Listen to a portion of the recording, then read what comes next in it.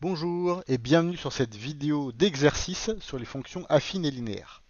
Donc dans cette vidéo, nous allons apprendre à repérer une fonction affine lorsqu'on en voit une grâce à son expression et de même pour une fonction linéaire. Et ensuite, nous allons voir une des particularités des fonctions linéaires. Alors, première chose qu'il faut se rappeler pour le premier exercice, on nous propose 6 fonctions et on nous demande quelles sont les fonctions qui sont affines, quelles sont celles qui sont linéaires. Alors, pour pouvoir faire cet exercice-là, il faut bien avoir en tête quelles sont les expressions types des fonctions linéaires et des fonctions affines. Donc les fonctions affines, on avait vu qu'elles s'écrivent f de x égale ax plus b, avec x qui est la variable et a et b qui sont des nombres fixés. Alors, comme ce sont des nombres fixés, c'est-à-dire qu'on va avoir des valeurs lorsqu'on regarde dans un exercice. Et pour une fonction linéaire, on va avoir f de x égale ax. Donc il n'y aura pas de plus b. Alors la raison pour laquelle il n'y a pas de plus b, c'est qu'en fait le b est égal à 0, mais du coup, comme il est égal à 0, on ne l'écrit pas.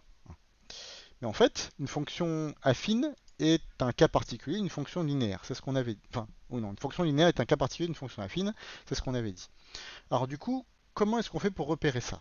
Ben, si dans votre expression de fonction, si vous cherchez une fonction affine, vous avez bien un nombre à la place du a et un nombre à la place du b, ben, c'est bien de la forme ax plus b, donc c'est bien une fonction affine. Sachant que le b a le droit d'être négatif. Donc si vous avez plus moins 4, c'est la même chose que moins 4 directement. Donc un nombre négatif à la place du plus b, et donc on aurait moins quelque chose, rentre tout à fait dans le cadre d'une fonction affine. Alors, ceci étant dit, commençons avec le premier et examinons tout ça. Alors la première fonction, donc la fonction f ici, on a f qui donne 4x moins 3. Donc 4x moins 3, on a bien le 4 qui correspond au A et le moins 3 qui correspond au B. Donc ça fait 4x plus moins 3, hein, donc c'est bien une fonction de la forme ax plus b, c'est bien une fonction affine. Donc la fonction f est une fonction affine. Ensuite, la fonction g, on a 5 moins 2x. Alors là, on a une inversion entre la partie avec les x et la partie avec le b. Puisque là, on aurait plus b plus ax, avec le a qui fait moins 2 et le b qui fait 5. Mais qu'on ait b plus ax ou ax plus b, c'est pareil, puisque les additions, on peut les faire dans un sens ou dans l'autre. Donc ax plus b, b plus ax, c'est pareil. Donc là, on a b plus ax, donc ça convient tout à fait, c'est une fonction affine, elle est bien de la forme ax plus b. Donc la fonction g, ça marche. Ensuite, la fonction h, on a 4,5x et rien après. Donc en fait, h c'est une fonction linéaire, puisqu'on a le a qui fait 4,5, et on n'a pas de b après, mais une fonction linéaire c'est aussi une fonction affine, hein, puisque le b est égal à 0. Donc c'est bien ax plus b, avec le b qui est égal à 0 et le a qui fait 4,5. Donc c'est bien également une fonction affine. Donc la h, elle fonctionne également. Ensuite la j, par contre, elle fonctionne pas du tout.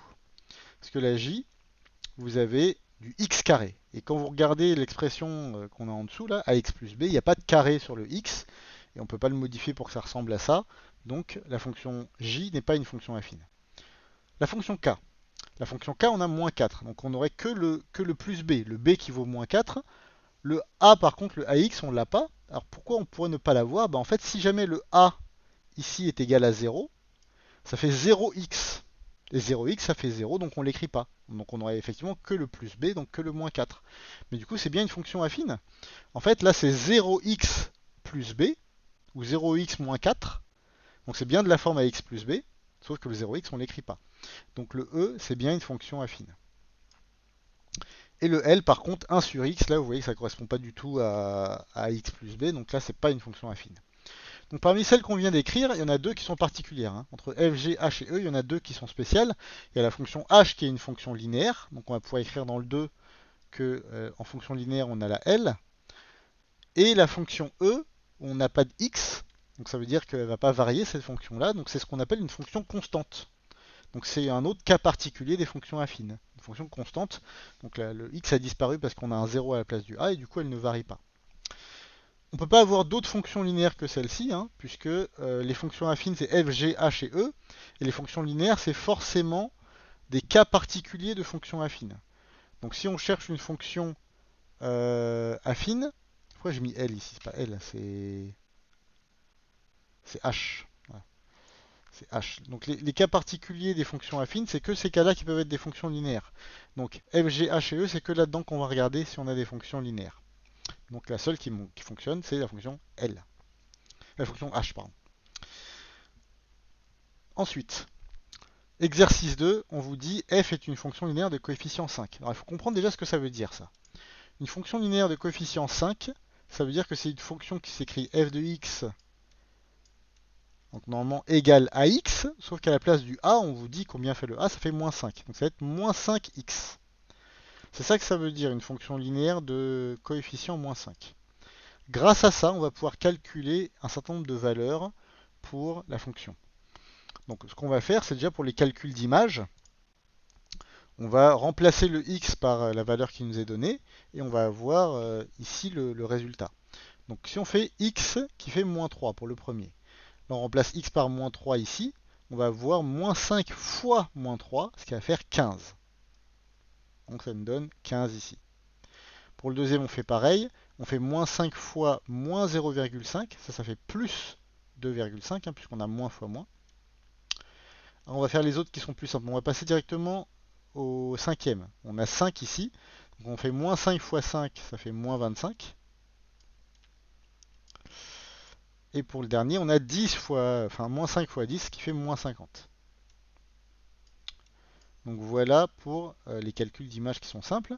Ensuite, pour les calculs d'antécédents, c'est un peu plus compliqué. Quand on nous dit que f de x est égal à 0,5, et du coup on nous demande de trouver le x, il va falloir faire une résolution d'équation. Alors qu'est-ce que ça veut dire? En fait, on sait que notre fonction c'est moins 5x. L'expression de la fonction c'est moins 5x. Et on voudrait que ça ce soit égal à 0,5. Et il faut trouver quel x ferait ce résultat-là. Nous permettrait d'avoir ce résultat-là. Mais là, on va résoudre l'équation. Donc on va faire, pour trouver le x, on va faire une division par moins 5. Le moins 5 va passer de l'autre côté, il va devenir une division. Et donc on va obtenir 0,5 divisé par moins 5. Et ça va nous donner moins 0,1. Moins 0,1. Donc ça, c'est la réponse pour le premier calcul d'antécédent. Donc ici, on a moins 0,1. Ensuite, pour le deuxième, c'est le même principe, sauf qu'on a 0. Donc on a moins 5x égale 0. Donc on se demande combien doit valoir x dans ce cas-là. Ben, pareil, on divise par moins 5. Donc on a 0 cette fois-ci divisé par moins 5. Et 0 divisé par moins 5, ça fait 0. Voilà. Et on complète dans le tableau. Donc ça fait 0 ici. Et le dernier, on a moins 18. Donc même principe, résolution d'équation. Moins 5x, c'est toujours l'expression de la fonction. On fait moins 5x égale moins 18. Et on va essayer de trouver la valeur du x. Donc là, comme tout à l'heure, on va diviser par moins 5. Donc on va avoir moins 18 divisé par moins 5.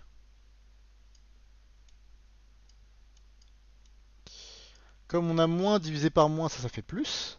Et après, pour la valeur, il faut prendre sa calculette et faire 18 divisé par 5, ce qui vous donne 3,6. Donc voilà, il n'y a pas de moins, hein. Donc on peut compléter le tableau, ça nous donne 3,6 ici.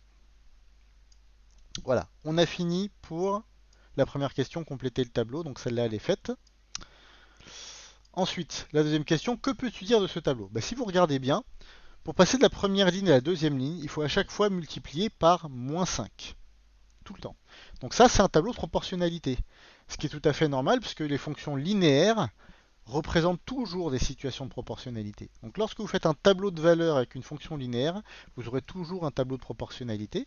Et le coefficient de proportionnalité, c'est moins 5, c'est le coefficient de la fonction linéaire. Voilà. Donc on l'écrit. Donc on l'écrit en dessous. C'est un tableau de proportionnalité. De coefficient moins 5, car la fonction est linéaire. Voilà. On met en rouge pour dire que c'est bien une réponse. Et on a fini. Voilà pour ces exercices-là. Donc retenez bien cela. Il faut être capable de savoir repérer une fonction affine d'une fonction linéaire lorsque vous voyez son expression et compléter un tableau de valeurs et bien se rappeler que pour les fonctions linéaires, ça représente toujours des situations de proportionnalité. Donc dans ce cas-là, vous avez des tableaux de proportionnalité. Voilà. Ces exercices-là, ainsi que d'autres, sont dans une fiche d'exercice qui est dans la description. Vous aurez également la correction complète qui est donnée avec. Essayez de les faire, entraînez-vous. Il faut être capable de faire ces choses-là. Et surtout, n'oubliez pas de faire un petit peu de sport. Souvent le matin quand on se réveille, quelques pompes, quelques abdos. Ça fait beaucoup de bien au corps, surtout en cette période de confinement.